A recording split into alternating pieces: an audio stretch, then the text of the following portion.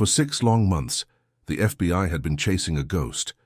Every lead felt promising at first: an intercepted phone call, a suspicious bank transfer, a name whispered in the shadows of New York's underworld.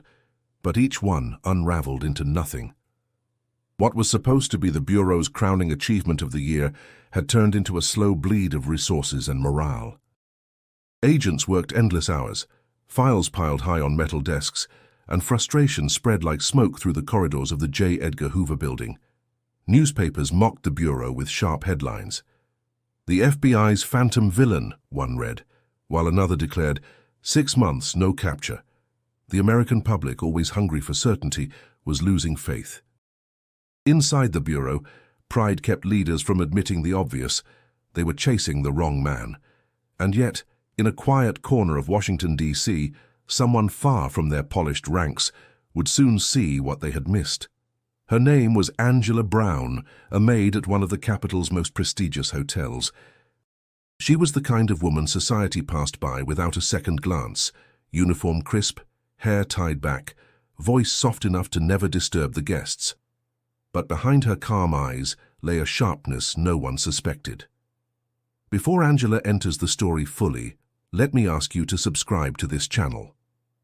That way, you'll never miss stories where the smallest details and the most overlooked people turn out to change everything. Angela's life was simple and repetitive. Each morning, she took the crowded metro from her small apartment in Northeast D.C. to the polished marble lobby of the Hamilton Grand Hotel. She knew the smells of the place: the faint perfume of roses in the lobby, the bitter coffee from the conference hall, the chemical tang of polish that clung to her uniform. She also knew the rhythms of the guests, the ones who spoke kindly, the ones who never looked her in the eye, and the ones who always seemed to guard their conversations as though the walls had ears. For Angela, it was a job, nothing more. She scrubbed, folded, replaced, and cleared, all while making herself invisible. That invisibility was both a shield and a curse. It kept her safe, but it also meant no one ever truly saw her. Yet it was precisely that invisibility that allowed her to notice details others ignored. Far across town, Agent David Mitchell sat hunched over his desk, tie loosened, the glow of a desk lamp outlining the exhaustion in his face. He had been in the Bureau for 20 years, long enough to know when a case wasn't adding up. The suspect they were pursuing, a man named Victor Ramos, had been built into a monster on paper. Every report painted him as the architect of a massive cybercrime network that drained millions from U.S. corporations and funneled it overseas. And yet Mitchell couldn't shake the feeling that Ramos was just a decoy. "David," his partner Agent Carter said one late night, "you're overthinking it. We've got enough to pin Ramos. Let's close this and move on." Mitchell leaned back, rubbing his temples. "We don't have the right man. The patterns don't fit. We're missing something. Someone." Carter sighed, weary. "Tell that to the director. He wants results, not doubts." And so the machine of the Bureau kept grinding forward, convinced of its target. 6 months of dead ends had taught them nothing, and pride wouldn't let them start over. Angela, meanwhile, walked down the quiet hallways of the Hamilton Grand with her cart, unaware that history would soon rest on her shoulders. She adjusted the folded towels, humming softly, when she overheard 2 men speaking in low voices through a slightly open door. She paused only for a moment, long enough to catch the phrase, 6 months wasted. She dismissed it then, chalking it up to business travelers frustrated with their schedules. But the words stuck in her mind like a splinter. Neither Angela nor Mitchell could see it yet, but their lives were on a collision course. The FBI's pride and Angela's unnoticed watchfulness were about to meet. And when they did, the truth that had evaded the Bureau for half a year would unravel in minutes. The celebration inside the FBI's New York field office felt hollow even to those raising their glasses. After 6 months of grueling work, the Bureau had finally apprehended Victor Ramos in Queens, a quiet man with a small apartment and a history of petty fraud. Yet tonight, he was paraded as the criminal mastermind who had siphoned millions through shadowy digital pipelines. Reporters outside snapped photographs of agents escorting Ramos in handcuffs, their flashes turning the night into stuttered daylight. The Bureau's press release described him as the architect of an elaborate scheme targeting the financial stability of U.S. corporations. Inside, Agent David Mitchell watched from the back of the room, his glass of champagne untouched. He couldn't silence the gnawing sense that something was wrong. Ramos didn't fit the profile. He didn't have the intelligence, the network, or the discipline for something this sophisticated. Mitchell had seen true masterminds before. The precision in their planning, the arrogance in their demeanor. Ramos was nervous, fumbling, confused. Later that night, Mitchell walked past the interrogation room where Ramos sat alone, staring down at his cuffed hands. The fluorescent light buzzed above him, casting a sickly glow on his weary face. Mitchell opened the door quietly.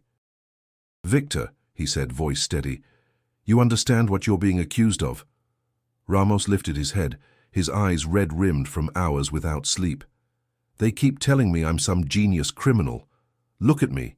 Do I look like that to you?" His voice cracked, carrying the desperation of a man cornered by forces too large to fight. Mitchell studied him. "Then tell me, why do they think it's you?" "I don't know," Ramos burst out, frustration spilling over. "I made mistakes, sure. I ran scams online. I took money I shouldn't have. But I'm no mastermind. Whoever you're looking for, it's not me." The words echoed in Mitchell's mind as he stepped out into the hallway. His partner Carter caught up with him, arms crossed, expression sharp. "You can't start sympathizing with him," Carter warned. "This case has eaten half a year. We got the man and the director's happy. Let's not tear it all apart now." Mitchell exhaled slowly, his jaw tight. "Something doesn't line up. I've been through every file, every transaction. Ramos is too small. This feels staged." "Or maybe," Carter countered, "you've just been chasing ghosts too long." "Go home, David. It's over." But for Mitchell, it was far from over. Meanwhile, across the city in Washington, Angela Brown folded crisp sheets in the linen closet of the Hamilton Grand. Her world was distant from FBI press conferences and criminal networks, yet unknowingly tied to them all the same. She pushed her cart down the carpeted hallway, the scent of lavender air freshener lingering in the air. Behind one door, she heard laughter, glasses clinking. Behind another, silence, thick as fog. Each door contained its own story, and Angela had grown skilled at listening without listening, seeing without being seen. That evening, as she collected room service trays, she noticed something peculiar. A pair of well-dressed men left their suite in a hurry, speaking in hushed tones as they brushed past her. On the tray outside their door sat untouched food, but also a stack of papers folded carelessly. She glimpsed a logo, faintly printed, belonging to a bank she knew only from television commercials. She paused for a second, curiosity tugging, but quickly turned away. Guest's business was not hers. She had learned long ago that curiosity could cost her a job. And yet, Angela's sharp instincts made her uneasy. Something about those men, their hurried steps, the way one of them glanced over his shoulder, felt wrong. Back in New York, Mitchell sat at his desk, the noise of celebration fading from memory. He opened the case file again, scanning the timelines, the digital transfers, the layers of false identities. The patterns were messy, inconsistent. Real masterminds didn't leave trails this sloppy. Someone had built a paper villain for them to find, and the Bureau had taken the bait. The FBI called it a victory. Mitchell feared it was a mistake, and Angela, invisible in the quiet corridors of a hotel, had already brushed against the first thread of truth. The arrest of Victor Ramos spread across the country like wildfire. Headlines declared the case closed, praising the FBI for its relentless pursuit. On morning talk shows, analysts smiled into cameras, reassuring Americans that their financial systems were once again safe. News anchors used words like decisive victory and brilliant operation. It was the kind of story that made people feel, at least for a moment, that the nation was under control. In Washington, the Capitol buzzed with satisfaction. Politicians seized the chance to frame the arrest as proof of strong leadership. A senator from Virginia proudly declared on the Senate floor, "This is why we fund the Bureau. Our agents protect the American people, and once again, justice has been served." His words earned applause, but behind closed doors, whispers told a different story. Several staffers privately questioned whether Ramos was really capable of orchestrating such an elaborate scheme. Still, image mattered more than truth, and the machine of politics demanded results, not doubts. Inside FBI headquarters, the mood was triumphant, though the cracks were visible to those willing to look. David Mitchell sat in a briefing room, surrounded by colleagues who congratulated one another. They laughed about sleepless nights, toasted their resilience, and spoke of moving on to the next challenge. Mitchell, however, stared at the evidence board still cluttering the walls. Strings of red thread connected names, places, and accounts. To him, the picture wasn't complete. It was staged. "David, relax," Agent Carter said, clapping him on the back. "We nailed him. Case closed. Stop torturing yourself." Mitchell forced a thin smile. "You ever feel like the case is celebrating before the truth catches up?" Carter chuckled. "You've been doing this too long. Go home, man. Breathe." But Mitchell couldn't. The pressure of certainty without proof pressed on his chest like a weight. He wondered if the Bureau's hunger for validation had blinded them to reality. Across town, Angela Brown moved silently through the polished hallways of the Hamilton Grand. Her cart rattled softly as she replaced soaps and folded towels.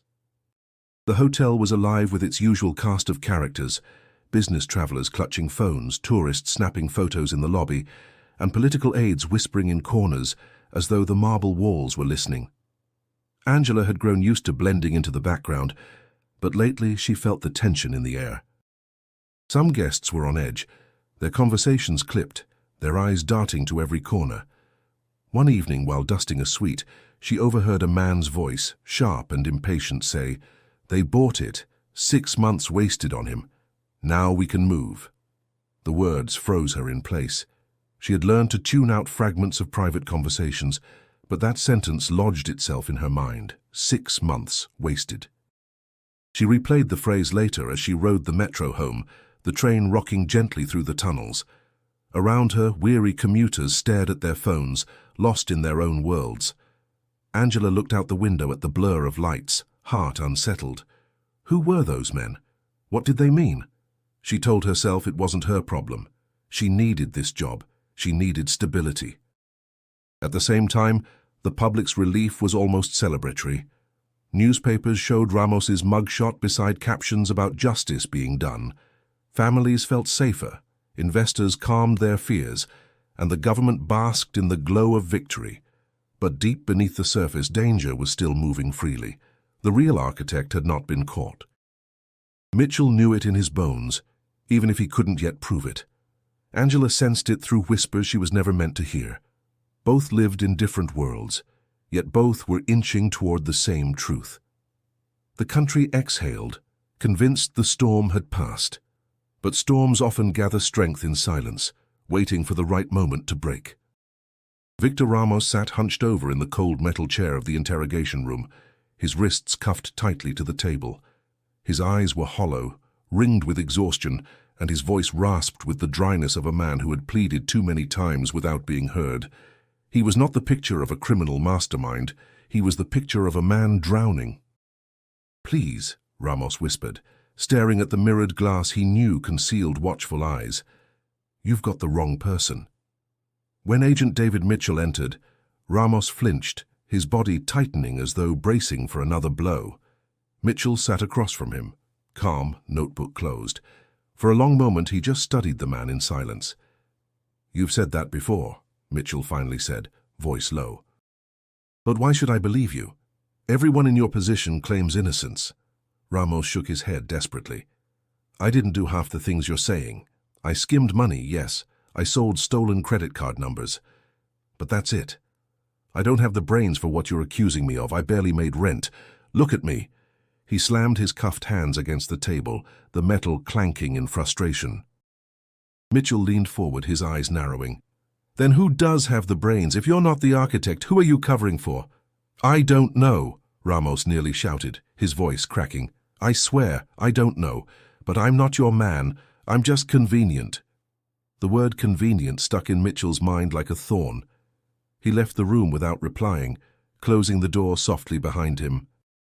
In the hallway, Agent Carter stood waiting, arms folded. "You're still listening to his sob story?" Carter asked, exasperated. Mitchell rubbed the back of his neck. He doesn't fit. He's too sloppy. Too small. Carter scoffed. David, come on. He confessed to enough. We can tie the rest together. You're chasing shadows. Or we're chasing the wrong man, Mitchell replied firmly. That night, unable to shake his doubts, Mitchell spread the case files across his kitchen table. He stared at the pages, dates, transactions, intercepted emails. The patterns weren't just messy, they were contradictory. Dead ends were everywhere, like deliberate misdirections. Someone had wanted the FBI to follow this trail straight to Ramos. Meanwhile, at the Hamilton Grand, Angela Brown worked quietly, her cart squeaking as she pushed it down the hallway of the 10th floor. She entered a suite vacated earlier in the evening, ready to change the sheets and empty the trash. As she gathered crumpled papers from the desk, she noticed something unusual. Documents written in a foreign language, mixed with what looked like receipts and financial printouts. Most were shredded halfway, but one page caught her eye. It listed a series of numbers beside the name of a major corporation she recognized from the news. Angela froze, the paper trembling in her hands. She knew she shouldn't look.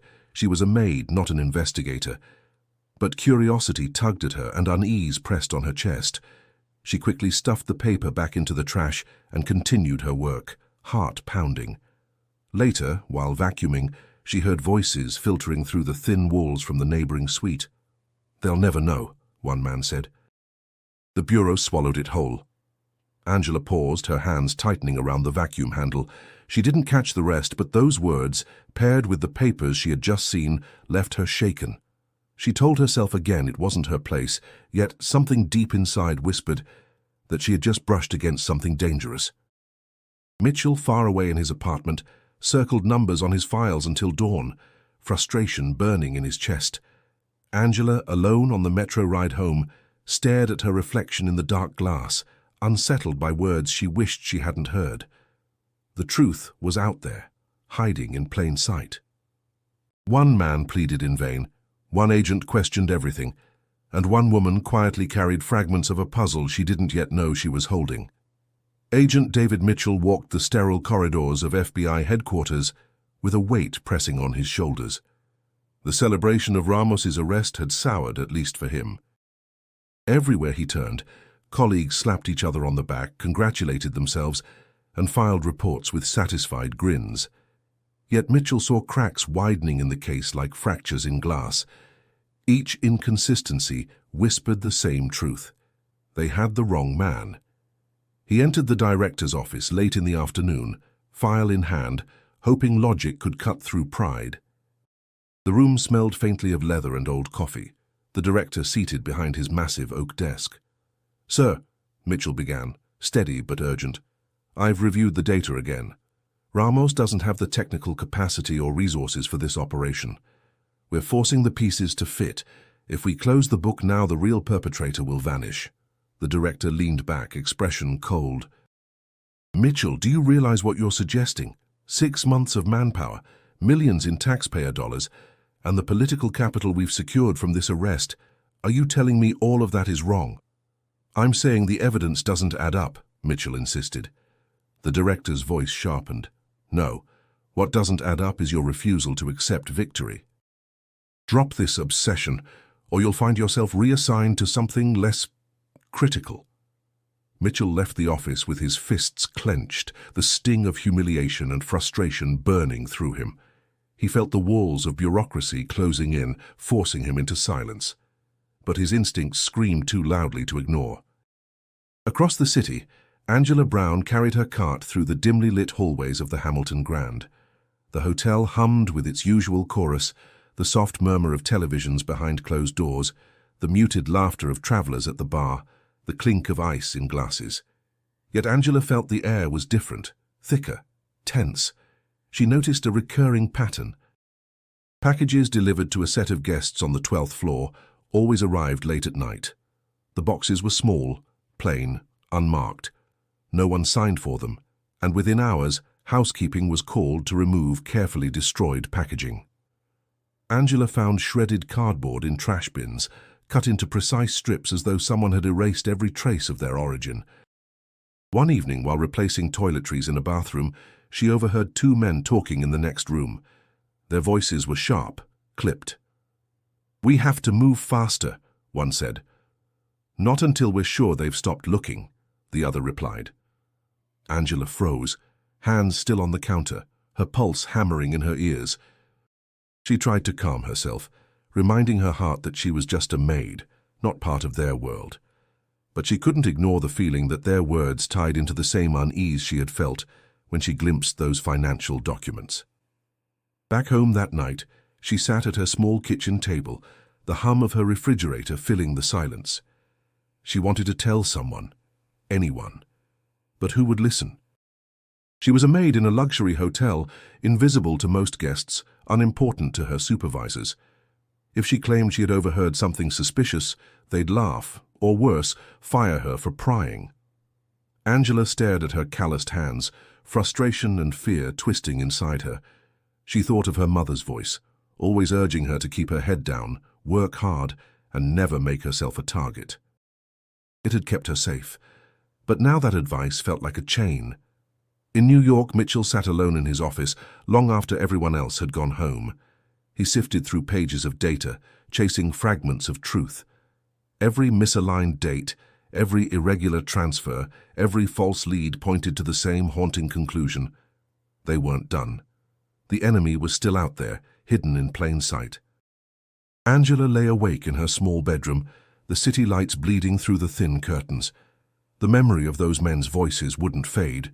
Her instincts whispered that she was standing at the edge of something dangerous. The question was whether she would step forward or keep pretending she hadn't heard. David Mitchell sat in the dim glow of his office lamp, papers spread across the desk like puzzle pieces refusing to fit. His coffee had long gone cold, untouched as his pen traced lines between dates, transfers, and names. He circled numbers, then crossed them out, frustration mounting. Each time he thought he had found a thread, it unraveled into contradiction. And yet beneath the mess he sensed rhythm. Not the chaotic scrawl of a petty criminal, but the deliberate misdirection of someone intelligent enough to design confusion itself. He leaned back, exhaling slowly. "It's not random," he murmured to himself. "It's choreography." Carter appeared at his doorway, jacket slung over his shoulder. "Still at it? David, you're going to burn yourself out." "Ramos is in custody, the rest is academic." Mitchell shook his head. "No, it's a play. Someone set him up and we danced exactly how they wanted. Can't you see the timing? Transfers coincide with unrelated arrests. Media leaks flare exactly when we hit dead ends. It's orchestrated." Carter frowned but didn't argue. He simply sighed and walked away, leaving Mitchell to the silence of his obsession.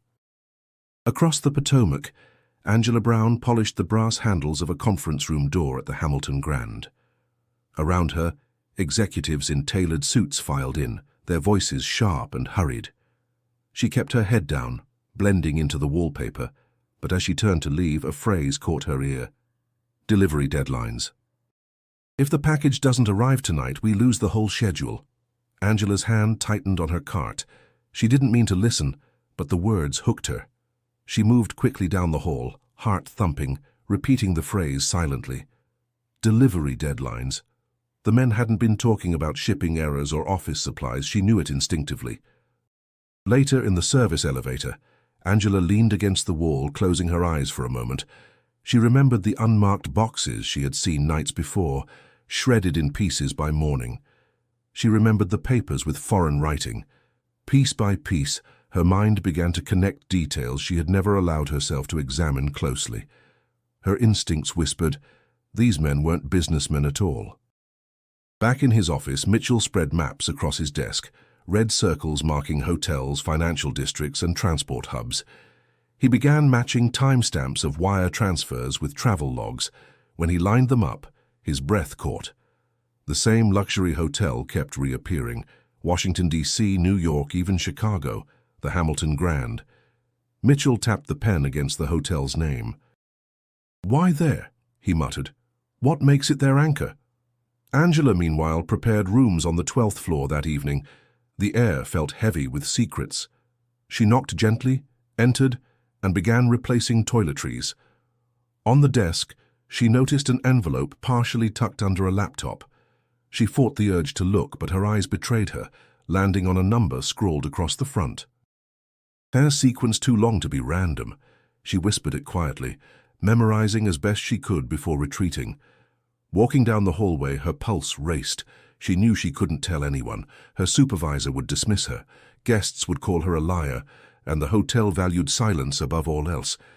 But the patterns were undeniable: deliveries, coded language, numbers that didn't belong.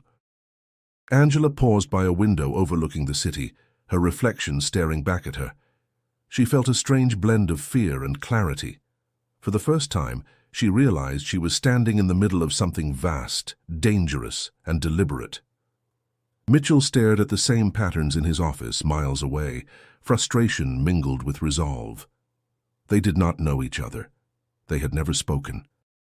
But both were circling the same invisible enemy, slowly tightening the noose without even realizing they were not alone. David Mitchell walked into the morning briefing, carrying the weight of his doubts like an anchor. The room buzzed with confidence, agents exchanging quick smiles, screens filled with graphs and summaries meant to prove Ramos's guilt. His supervisor, Assistant Director Harris, stood at the head of the table, voice booming with authority. "Ladies and gentlemen, this is a done case.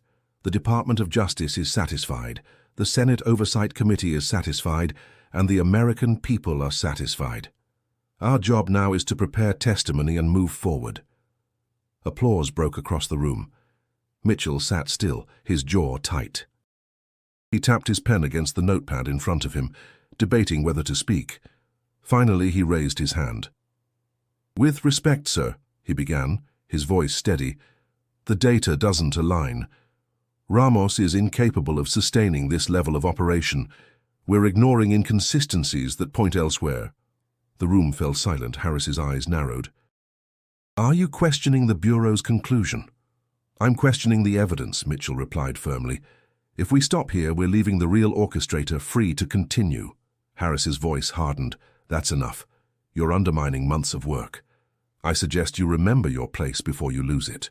The meeting resumed without him, but Mitchell felt the sting of isolation. Whispers followed as he left the room, colleagues shaking their heads. To them, he was becoming the man who couldn't let go.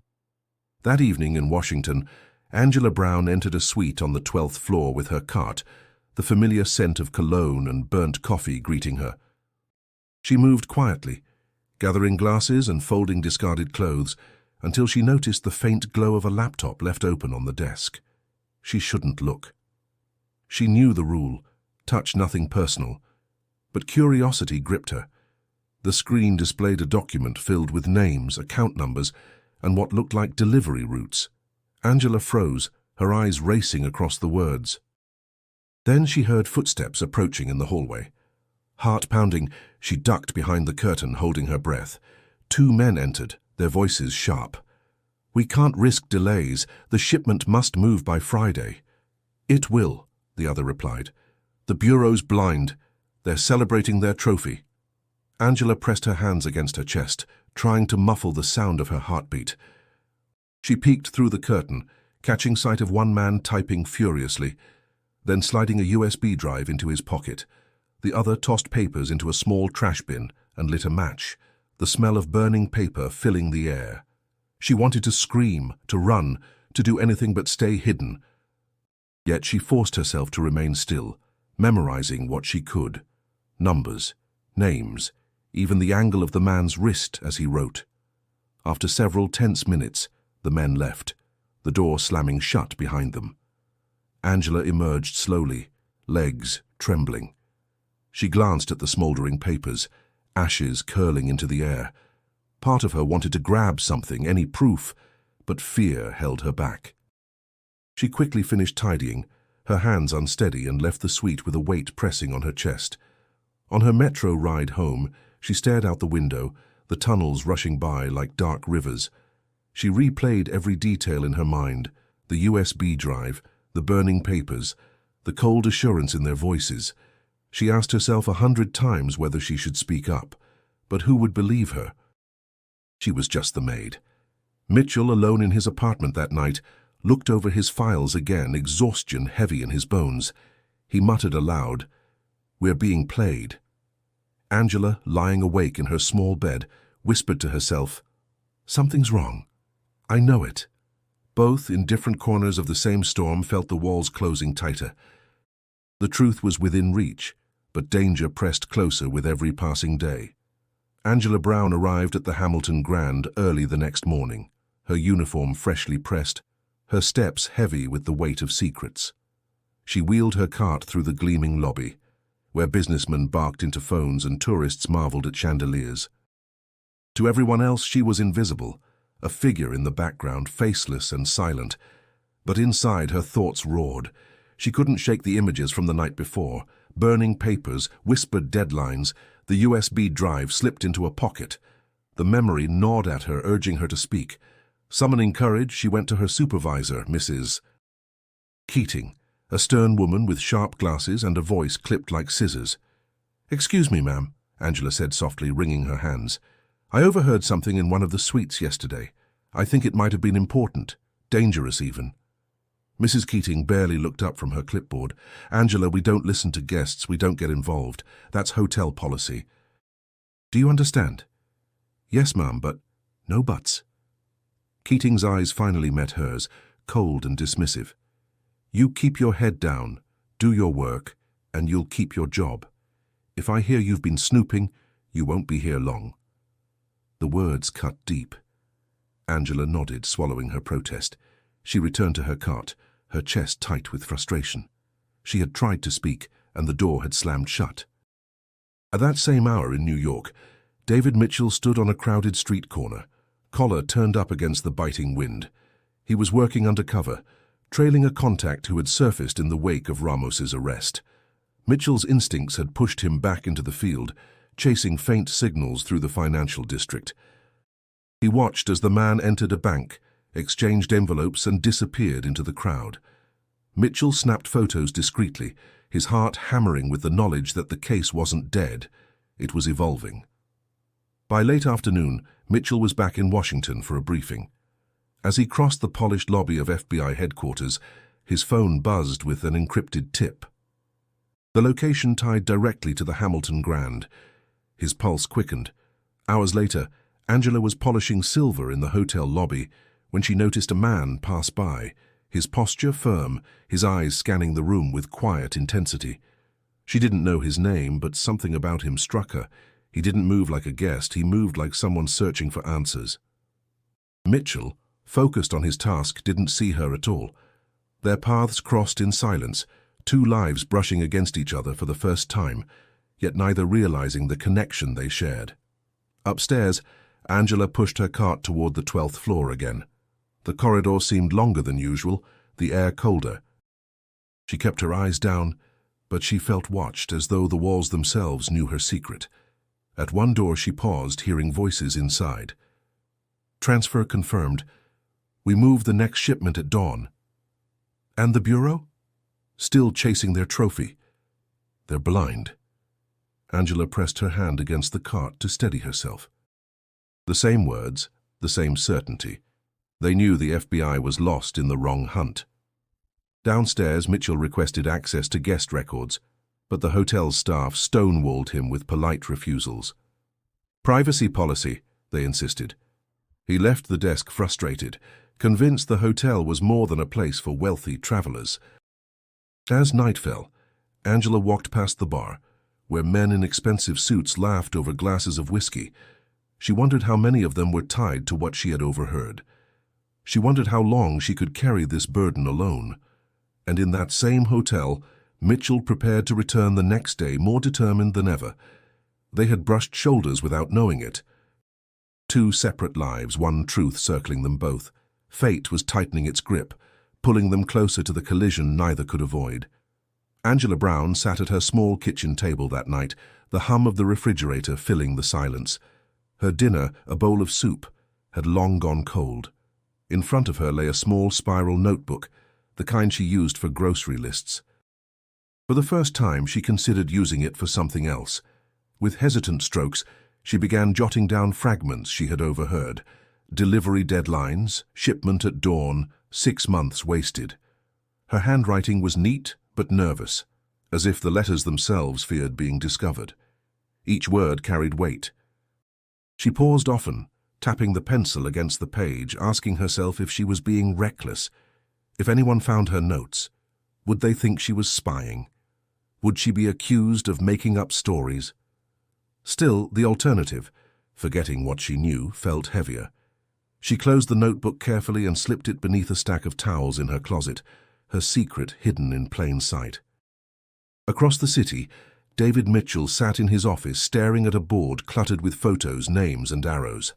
His gut told him he was close, yet every time he reached for proof it slipped through his fingers.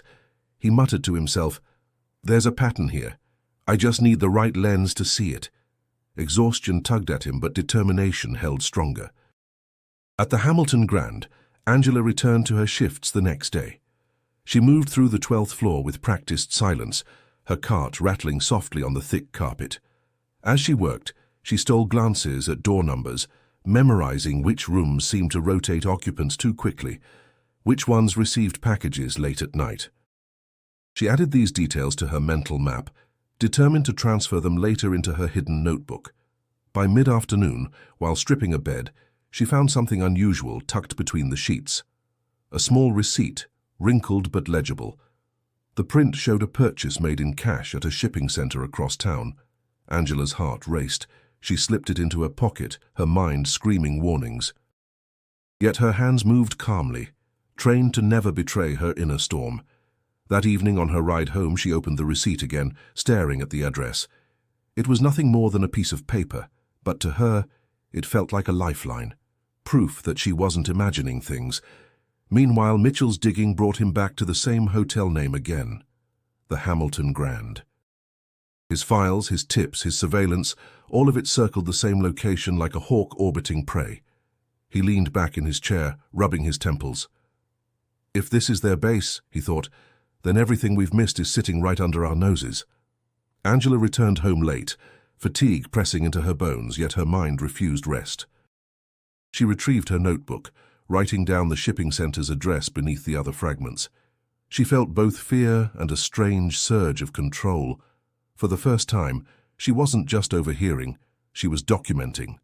She whispered to herself, "If no one else is paying attention, I will." Mitchell, alone in his office, flipped through surveillance photos and highlighted bank records. His instincts had never failed him, and tonight they screamed that the Bureau had been chasing smoke while the fire raged elsewhere. Neither knew the other existed, yet both were now following parallel lines, one with official training and authority, the other with quiet intuition and courage. Angela slipped her notebook back under the towels, heart steadying as she lay down to sleep. Mitchell pinned another photo to his board, eyes narrowing with focus. Both believed they were working alone. Both were wrong. Angela Brown adjusted the strap of her cleaning cart as she entered the 12th floor once again. The hallway smelled faintly of disinfectant and cologne, the kind that lingered long after its owner was gone. Her hands trembled slightly, though her steps stayed steady. She told herself she was only here to work, but her instincts knew better. Something inside her had shifted, curiosity had turned into vigilance, and vigilance was quickly becoming courage. She swiped her keycard and entered one of the suites scheduled for cleaning. The curtains were drawn, the air thick and stale, the desk cluttered with papers and coffee cups. Angela moved cautiously, her eyes darting to the laptop left open, its screen still glowing. She hesitated, her palms damp, then stepped closer. Numbers and codes filled the screen, rows of transfers, names that looked foreign, and a highlighted note reading, "Final deadline confirmed. Washington drop secured." Angela's breath caught. She repeated the words under her breath, burning them into memory. Suddenly the doorknob rattled. Her heart leapt. She quickly ducked into the bathroom, pulling the door closed just enough to leave a sliver for air. The two men entered, their voices sharp. "Check the logs," one said. "I want to make sure the funds cleared." Angela pressed herself against the wall, pulse racing in her ears. She listened as the men shuffled papers, their tone businesslike but edged with tension. "It's almost done. the second man replied. "The Bureau is still celebrating Ramos. 6 months of their lives wasted, and they'll never know who really pulled the strings." Angela shut her eyes tightly, forcing herself to breathe silently. She fought the urge to run, to burst out and flee down the hallway. Instead, she focused, absorbing every word. After several minutes, one of the men left the room. The other muttered something Angela couldn't make out, then began typing on the laptop. She peeked through the crack, just in time to see him insert a small USB drive, copy files, and slip it into his jacket pocket. Her mind raced. She couldn't grab proof, but she could remember. She whispered the numbers, scrolling across the screen to herself, syllable by syllable, until they lodged in her memory. When the men finally left, Angela stepped out, her knees weak. She approached the desk, staring at the faint glow of the laptop. Her reflection flickered on the screen, eyes wide with fear and determination. She had just seen more in 6 minutes than the FBI had uncovered in half a year. Across town, David Mitchell sat in a diner, his untouched coffee cooling as he reviewed his notes. A source had tipped him toward financial activity centered around a luxury hotel, the Hamilton Grand. He circled the name again, frustration gnawing at him. Something about that hotel pulsed like the heart of the storm. Mitchell muttered under his breath, "If I'm right, everything ties back there." Angela, meanwhile, hurried through her shift, her hands shaking as she folded towels and straightened pillows. The weight of what she had witnessed pressed hard, but beneath the fear she felt something else, certainty. For the first time she knew she wasn't imagining the danger. It was real, alive, and unfolding around her. On her way home that night, Angela clutched the rail of the metro car, staring at her reflection in the dark window. Her mother's old advice, "Keep your head down, stay out of trouble," echoed in her ears. Yet another voice, her own, rose louder. "If I don't act, no one will." Far away, Mitchell closed his notebook with a heavy sigh. His instincts told him the answers were closer than ever, just beyond his grasp. He had no idea that the woman carrying them walked the same hotel corridors he was beginning to chase. Angela Brown stood outside the Hamilton Grand the next morning, clutching her small notebook in her bag as though it were treasure. The city buzzed around her, horns honking, people rushing past, the distant wail of a siren. But inside, her focus was sharp. She had memorized codes, names, numbers, fragments of conversations. They spun in her mind like loose threads, all pointing towards something too large to ignore. For days she had carried the weight alone. Today she decided she couldn't anymore. Inside the FBI's DC field office, David Mitchell rubbed his tired eyes as he shuffled through the same documents for the 100th time. His gut told him the Bureau had failed, but proof eluded him. His phone buzzed with a new tip, anonymous, untraceable, telling him to listen to the ones no one sees. He frowned, unsure if it was a prank or a lead. Still, it gnawed at him. That afternoon, as Angela pushed her cart through the hotel lobby, she saw the same man she'd noticed before, the one who didn't move like a guest. His posture carried authority, his gaze searching. Gathering every ounce of courage, she left her cart by the elevator and walked toward him. "Excuse me, sir," she said softly, her voice trembling. Mitchell turned, wary. "Yes?" Angela hesitated. Every instinct told her to retreat, but she forced herself forward. "I think I know something that's about what you're looking for. But you have to promise to believe me." Mitchell's eyes narrowed. "Who are you?" "Angela. I work here. I clean the rooms." She glanced around nervously before lowering her voice. "But I hear things. And I've seen things I don't think I was supposed to." Mitchell studied her, suspicion battling curiosity. "Go on." Angela pulled her notebook from her bag, opening to the page filled with careful notes. Her hands shook as she pointed to the scribbled numbers. "These are codes I saw on a guest's laptop.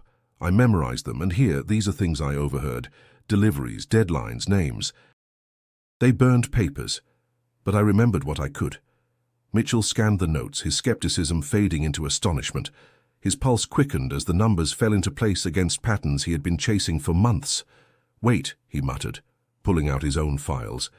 He compared her notes to the transfers and addresses he had circled. Within seconds, the chaos that had haunted him snapped into clarity. 6 months of chasing ghosts, and now, with Angela's fragments, the full picture emerged. "You solved it," Mitchell whispered, more to himself than to her. He looked up, eyes wide. "Do you understand what you've done?" Angela shook her head. "I just wrote down what I saw, that's all." "No," Mitchell said firmly. "That's not all. You've given me the missing key. Everything I've been trying to prove, it's right here." He tapped her notebook, then looked at her with newfound respect. "You saw in 6 minutes what we couldn't see in 6 months." Angela's throat tightened. Part of her felt relief, another part fear. "If they find out I told you—" "They won't," Mitchell interrupted. "Not if I can help it. But you need to understand. You're the only reason we have a chance now. Without you, this operation continues unchecked." Angela lowered her eyes, her voice barely above a whisper. "I'm just a maid." Mitchell shook his head. "You're not just anything. You're the reason this case isn't dead." For the first time in weeks, Angela felt seen, not as a background figure, not as invisible staff, but as someone who mattered. The weight she had carried alone was now shared. Mitchell closed her notebook gently and said, "Now let's finish what you started." David Mitchell paced his office. Angela's notebook spread across his desk beside the bureau's files. The codes she had memorized, the addresses she had overheard, the fragments of conversation, all of it formed a map clearer than anything the FBI had uncovered in 6 months. The realization left him both exhilarated and furious. "They played us," he muttered under his breath. "Every lead, every false trail." And all along they were meeting in plain sight. Angela sat quietly in the chair across from him, her hands clasped tightly in her lap. The sterile office felt intimidating, the walls lined with certificates and framed commendations, but she sat tall, refusing to shrink. She had taken the step she feared most, and now there was no turning back. Mitchell turned to her. "I need your help again. If I go in with this alone, they'll dismiss me. But you, your notes, your observations, they're proof. You've been inside those rooms, seen their habits. You can identify them." Angela's eyes widened. "Identify them? You mean point them out?" "Yes," Mitchell said. "You know their faces better than anyone. We'll set up surveillance, but I need your eyes to confirm who's involved. Without that, we're blind." Angela swallowed hard, fear coiling in her stomach. She thought of the men's sharp voices, their cold certainty that the bureau was blind. She thought of her supervisor's warning to stay silent. Speaking up again wasn't just disobedience, it was dangerous. "What if they find out?" she asked softly. Mitchell's voice softened. "I'll protect you. You have my word." "But Angela, if you stay quiet, they win, and they won't stop. This isn't just about money, it's bigger, far bigger." Angela looked down at her hands, then back at him. Her voice steadied. "Tell me what I need to do." That night, a sting operation began to take shape. Mitchell worked late, piecing together a plan. He gathered a small team he trusted, agents who wouldn't dismiss the evidence because of politics. They set up discreet surveillance near the hotel, rotating shifts, cameras hidden in unmarked vans. Angela returned to the Hamilton Grand the next morning, her cart rattling as usual. But now her eyes scanned the lobby differently, sharper, knowing the men she had overheard weren't faceless anymore. She moved through the halls with practiced ease, memorizing details, the suits they wore, the times they met, the packages that came and went. Each observation she later whispered to Mitchell, who wrote everything down with meticulous care. In one tense moment, Angela crossed paths with the very man who had burned papers in front of her days earlier. He nodded curtly at her, no suspicion in his eyes, because to him she was just a maid. Angela forced herself to return the nod politely, even as her chest tightened with fear.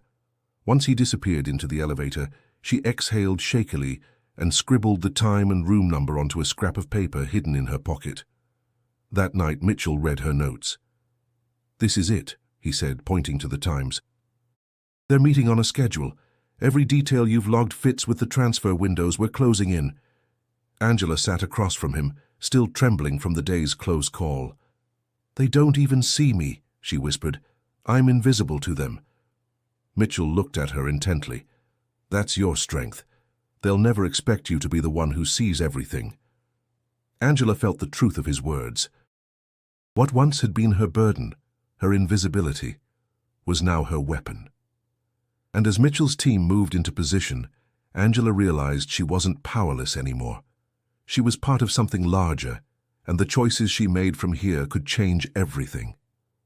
The Hamilton Grand shimmered with its usual facade of elegance, but behind the walls the air crackled with hidden tension. For days, Mitchell's small team had monitored the 12th floor, guided by Angela's quiet notes. Cameras captured comings and goings, wiretaps traced calls routed through encrypted networks, and still, the men carried themselves with unshaken confidence. They believed the FBI was chasing shadows in New York. They never realized the shadows had shifted to Washington. Angela moved through the corridors like she always had, her uniform crisp, her smile polite. Yet inside her chest ached with nerves. She knew the agents were nearby, waiting. Every step she took, every room she cleaned could either go unnoticed or shatter the operation. She whispered to herself as she pushed her cart, "Just another day." "They don't see me." That afternoon, Mitchell received the signal he had been waiting for. One of Angela's marked times matched an incoming transfer flagged by the Bureau's systems.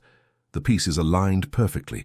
Tonight, the real mastermind would be present in the hotel, overseeing the final movement of funds.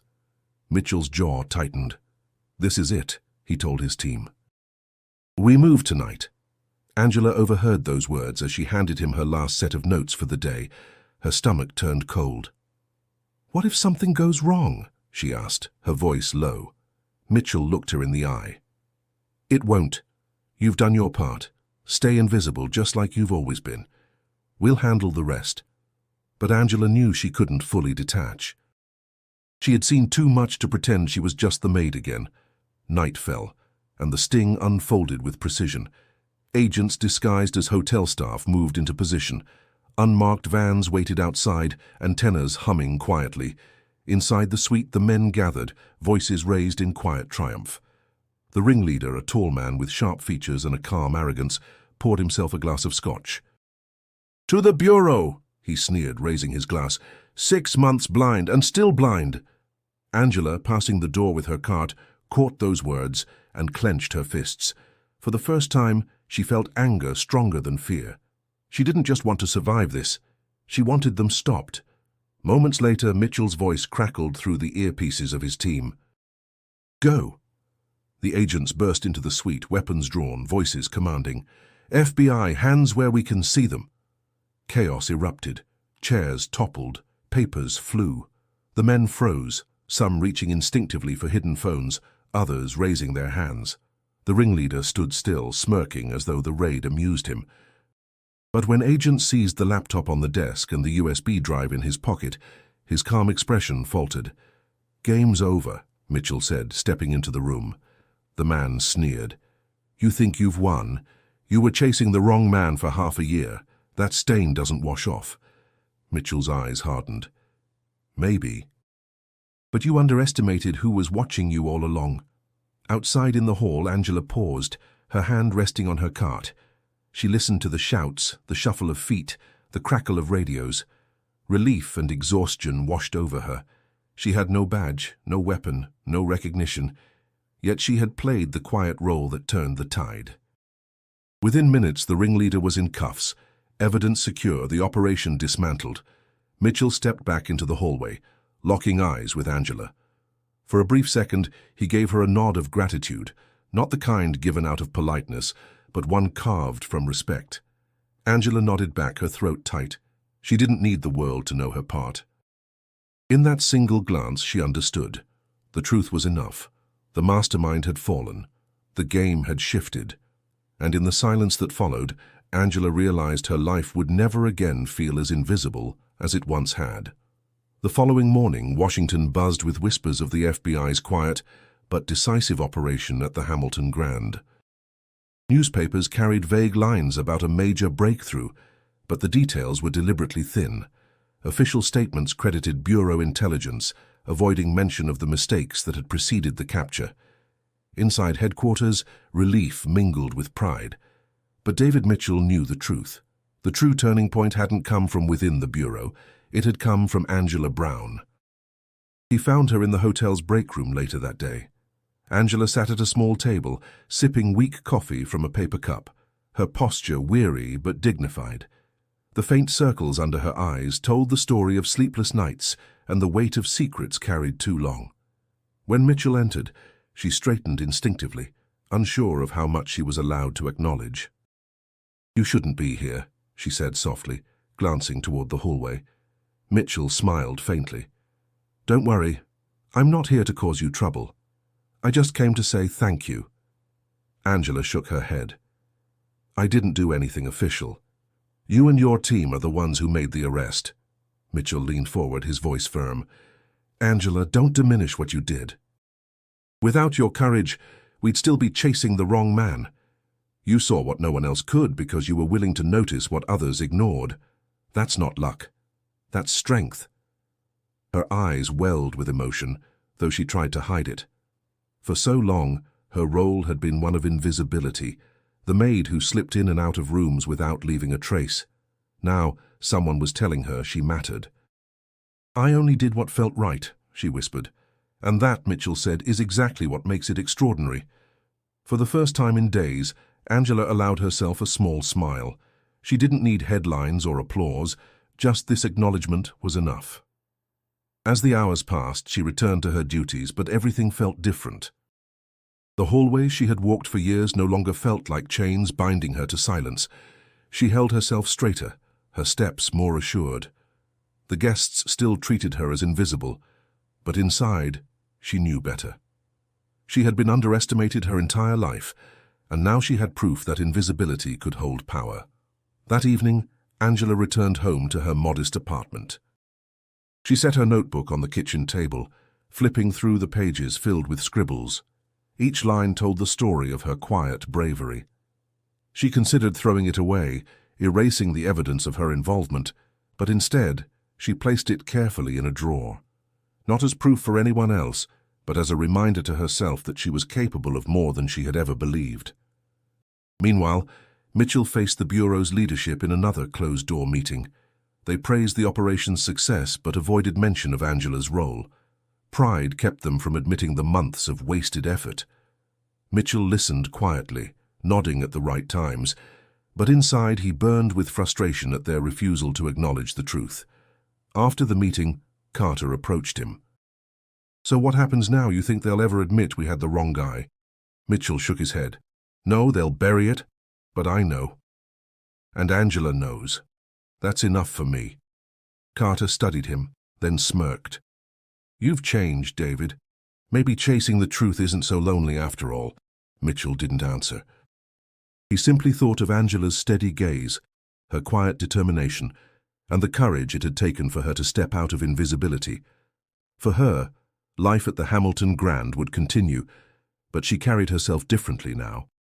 She was no longer just a maid cleaning up after others. She was a woman who had seen the truth, faced her fear, and chosen to act. Weeks passed, and the story of the Hamilton Grand sting quietly faded from the headlines. Official reports credited the FBI's persistence, while politicians applauded the Bureau for securing America's financial stability.